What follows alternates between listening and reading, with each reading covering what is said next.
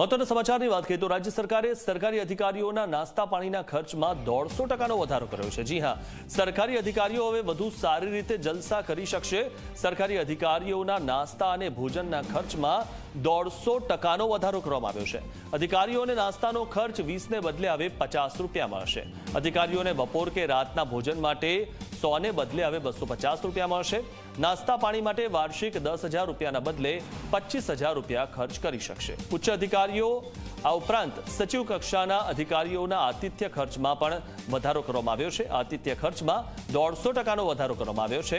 તો નાયબ સચિવ કક્ષાના અધિકારીઓ પણ નાસ્તા માટે વધુ ખર્ચ કરી શકશે। એડિશનલ કમિશનર કક્ષાના અધિકારીઓને પણ હવે જલસા પડી જશે। તેઓ નાસ્તા અને ભોજન માટે વધારે ખર્ચ કરી શકશે। આ ઉપરાંત દરેક જિલ્લામાં કલેક્ટર ડીડીઓ કક્ષાના અધિકારીઓના નાસ્તાનો ખર્ચ પણ વધારી દેવામાં આવ્યો છે।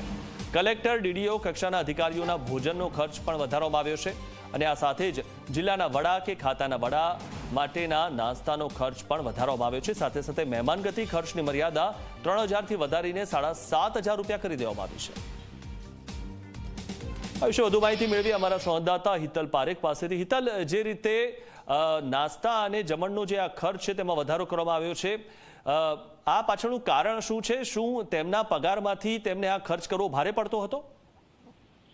જે ચોક્કસ ક્યાંક ને ક્યાંક આમાં જે પ્રકારે સચિવ કક્ષાના અધિકારીઓ છે એ આ જગ્યાએ બેઠા છે એટલે સ્વાભાવિક છે કે અગણિત વખત તેઓના આતિથ્ય માટે અથવા સરકારી કામકાજ માટે મહેમાનો આવતા હોય છે અને આ મહેમાનો પાછળ કરવાનો જે ખર્ચ છે એ ખર્ચની વાત કરવામાં આવી રહી છે। અત્યાર સુધી માત્ર ને માત્ર જે ખર્ચ કરવામાં આવતો હતો તેના કારણે અત્યારે જે મોંઘવારી વધી છે એ અંતર્ગત પૂરું ન થતું હોવાની વાત અને ક્યાંક ને ક્યાંક અધિકારી પણ રૂપિયા જોડવા પડતા હતા અથવા કોકને કહેવું પડતું હતું એ પ્રકારની સ્થિતિ હતી। એટલા જ માટે સરકારના નાણાં વિભાગ દ્વારા આ નિર્ણય લેવાયો છે અને વર્તમાન જે ખર્ચ છે એમાં 150%નો વધારો કરાયો છે। સ્વાભાવિક છે કે 20 રૂપિયા માત્ર નાસ્તા માટે આપવામાં આવતા હોય ત્યારે આ સમયમાં 20 રૂપિયાની જગ્યાએ હવે તેઓ વ્યક્તિ દીઠ 50 રૂપિયા ખર્ચી શકશે। તેમના ત્યાં જે આવે છે તેને 50 રૂપિયા સુધીનો નાસ્તો કરાવી શકશે।